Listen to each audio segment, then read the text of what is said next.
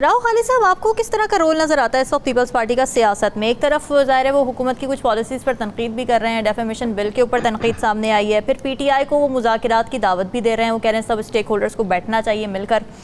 लेकिन तीसरी तरफ हम ये देख रहे हैं कि अब वो गवर्नमेंट में आने के लिए भी तैयार नज़र आ रहे हैं। तो ओवरऑल आपको, जैसे कहा फीलर छोड़ा, आपको क्या फील आ रही है?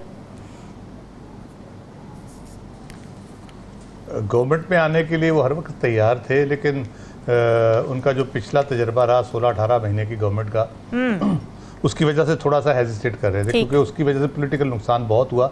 नून का भी हुआ, पीपल्स पार्टी का भी हुआ। तो अभी वो हम ये डिस्कस करते रहे, शुरू में ही करते रहे, जब इनकी अभी बातचीत चल रही थी हुकूमत में बनाने के लिए, कि पीपल्स पार्टी गवर्नमेंट पे आएगी। वो सिर्फ टाइम लेगी, थोड़ा सा वो देखेगी कि सिचुएशन क्या बन रही है, चीज़ें किस तरफ जा रही हैं, आया ये गवर्नमेंट चल पाएगी, नहीं चल पाएगी, अगर चलेगी तो किस तरह चलेगी, माशी सूरत क्या होगी, सियासी सूरत क्या होगी, वो सारी चीज़ें वो मद्देनजर रखते फिर उन्होंने जाके फैसला करना था।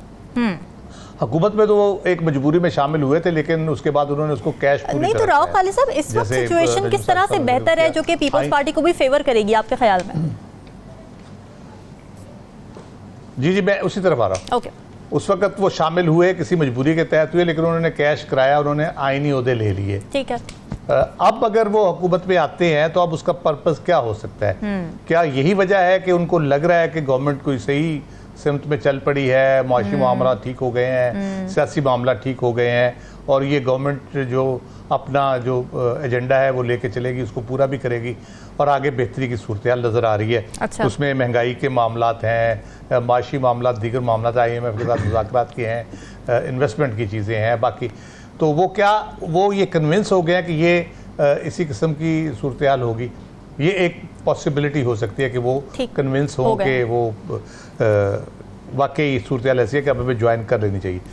दूसरी बात ये भी हो सकती है कि उनको लग रहा हो कि शायद कोई जल्दी इलेक्शन कॉल हो जाए, तो उससे पहले थोड़ा सा कोई अपने गवर्नमेंट में आके कोई डेवलपमेंट वगैरह, ये वो अपने इलाकों की बेहतरी के लिए फेडरल गवर्नमेंट से डेवलपमेंट फंड लेके बाकी चीज़ें करके कोई थोड़ा सा अपनी स्पेस क्रिएट की जाए।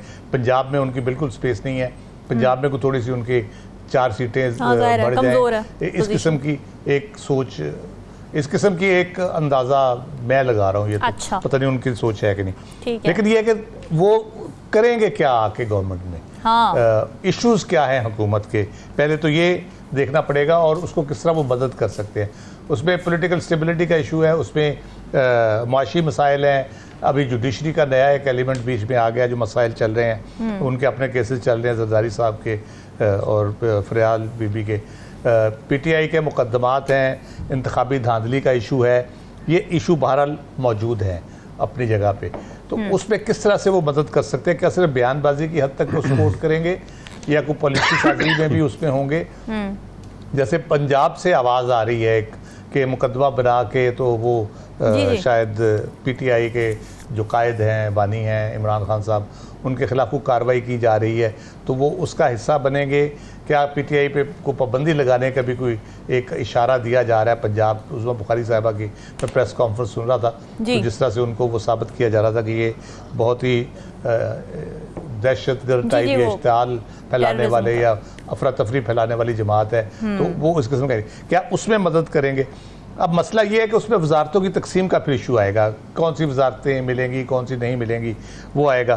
फिर जो एक 9 मई के हवाले से जो बयानिया है एस्टेब्लिशमेंट का, और PMLN पूरी तरह उसको सपोर्ट करती है, मियाँ साहब ने अगरचे कोई बयान नहीं दिया, और कौम भी सपोर्ट करती है उसको, उस पर ये दाएँ बाएँ से बयान दाग रहे थे, कुछ स्ट्रेट फॉरवर्ड उस पर नहीं आ रहे थे उस तरह से। तो क्या गवर्नमेंट ज्वाइन करने के बाद वो उस बयानिए को भी उसी तरह से लेके चलेंगे जिस तरह बाकी जमातें जो हुकूमत की हैं वो लेके चल रही हैं? तो ये उनके लिए एक चैलेंज होगा। फिर पीपल्स पार्टी के अंदर का मसाइल उसमें आएंगे काफ़ी सारे। क्या उस पर उन्होंने कुछ सोचा है उस बारे में कि जैसे गवर्नर लगाया आपने पंजाब का, मखदूम अहमद महमूद जो यूसुफ गिलानी साहब के अजीज़ भी हैं, गवर्नर भी रहे, उन्होंने पार्टी ओहदे से रिज़ाइन कर दिया, तो क्या बाकी जो लोग हैं वो उनको कोई गिला शिकवा होगा पार्टी के अंदर? जो 2-4 सीटें पंजाब में, उस पर कोई प्रॉब्लम होगी? या फेडरल में जिस तरह से है कोई मसले मसाइल इनको उसमें पेश आएंगे? तो ये इंटरनल रिफ्ट जो है उसको भी उनको देखना होगा। लेकिन ठीक है। यूसुफ गिलानी साहब ने बतौर कायम मकाम सदर ये बयान दिया है, ये भी जहन में रखें। जी जी जी तो क्या असद जरदारी साहब ये बयान नहीं दे सकते थे, बिलावल साहब ये बयान नहीं दे सकते थे? यूसुफ गिलानी साहब अगर बात कर रहे हैं, एक तरफ वो रिकन्सिलिएशन की बात कर रहे हैं, जब आप गवर्नमेंट ज्वाइन करने का सोच रहे हैं तो इसका मतलब है उसमें फिर रिकन्सिलिएशन का मामला तो मौखर हो जाएगा। तो वो उस तरह से नहीं चलेगा जब तक गवर्नमेंट फैसला ना करे बैठ के पूरी के किस तरह से हमने इसको लेके चलना है। अच्छा। फिर बजट पास होना है, उसमें ज़ाहिर है वो चाहेंगे कुछ चीज़ें अपनी बनवा लें कि जी हम हुकूमत में आ रहे हैं तो कुछ चीज़ें हमारी भी उसमें एडजस्ट कर लें। जी राव खालिद साहब, ये किस खुशी में एजाज़िये दिए जा रहे हैं इलेक्शन कमीशन के अफसरान को? देखिए, इस पे एक बहुत बड़ी ज़्यादती जो हो रही है, जिन लोगों ने असल फार्म 47 फील्ड में बनाए हैं, टी वगैरह थे, एसी वगैरह थे, तो वो तो इसमें शामिल है नहीं। ठीक। तो ये एजाज़िया तो फिर उन लोगों को दिया जा रहा है जिनका इलेक्शन से कोई लेना देना नहीं था, या अच्छा। सिर्फ इलेक्शन कमीशन के एम्प्लाई होने की वजह से उनको दिया जा रहा है। उनका मुझे उनकी कारकर्दगी, यानी मैं समझना चाह रहा हूँ कि वो क्या कारकर्दगी थी। हाँ, exactly। इलेक्शन कमीशन के अंदर जो काम होना था उसमें तो उनकी कारकर्दगी हो सकती थी, उसको हम असेस कर लेते हैं कि उसके अंदर क्या कारकर्दगी थी। ठीक। एक 2018 में इन्होंने ख़रीदा था RMS system, result management system, जी। जो बुनियादी तौर पे मेरा ख्याल है कि जो जिम्मेदारी उसकी है वो वोटर लिस्टें बनने के बाद वो सिस्टम में आ जाती हैं। वो भी बहुत ज़्यादा इनको फिज़िकल काम नहीं करना पड़ता, वो ऑनलाइन अवेलेबल होती है, सॉफ्ट कॉपीज़ उनकी सबकी अवेलेबल होती हैं। ज़्यादा से ज़्यादा आपने उसके प्रिंटिंग आपकी प्रिंटिंग कॉर्पोरेशन ने करनी होती है उसके मुताबिक, और वो स्टाफ जो ये डिसाइड करता है बैलेट पेपर पे किस तरह के निशान होंगे, कहाँ कहाँ होंगे, वो मेरा ख्याल है कि वो 16 ग्रेड से नीचे वाले ही होते हैं ज़्यादातर, उसमें ऊपर वाले नहीं होते। ऊपर वाले सिर्फ ऑर्डर देते हैं। तो रिजल्ट मैनेजमेंट सिस्टम के लिखा हुआ है, मैंने उसका जो ब्रोशर पढ़ा जब, उसमें ये लिखा है कि फार्म 45 की वसूली के बाद जो RO साहब हैं उसको RMS में एंट्री कर देंगे। अच्छा। और उसके नतीजे में फॉर्म 47, 48, 49 ऑटोमेटिकली तैयार हो जाएंगे। अच्छा। अब मुझे ये बताएं कि ये ऑटोमेटिकली कहाँ पे तैयार हुए हैं? जी लिखा हुआ उसमें। ठीक। और जब वो तैयार हो जाएंगे तो वो फिर उसके जो है मेन सर्वर, वो मेन सर्वर में आ जाएगा सारा रिजल्ट, और प्रॉम्प्टली, ये वर्ड यूज किया गया, प्रॉम्प्टली वेबसाइट पे उसको जारी कर दिया जाएगा। अच्छा। अब ये सारे मराहल मुझे बता दें इसी तरह हुए जिस तरह इन्होंने लिखा हुआ था। प्रॉम्प्टली तो नहीं हुए, उस पे लिखा हुआ है सारा, इनके अपना मैं अपनी तरफ से कुछ भी नहीं कह रहा। जी जी जी। तो मुझे ये बता दें कि ये सारे प्रोसेस इसी तरह से हुए हैं, फिर तो एजाजिया बनता है अगर ये सारे प्रोसेस इस तरह से हुए हैं। अगर ये इस तरह से नहीं हुए, क्यों नहीं हुए? क्या कोई जवाब देगा? RMS पे कितने पैसे लगे? 730 मिलियन रुपये का खरीदा गया, और इंटरनेट पे काम करता था, कहते थे इंटरनेट की ज़रूरत भी नहीं है।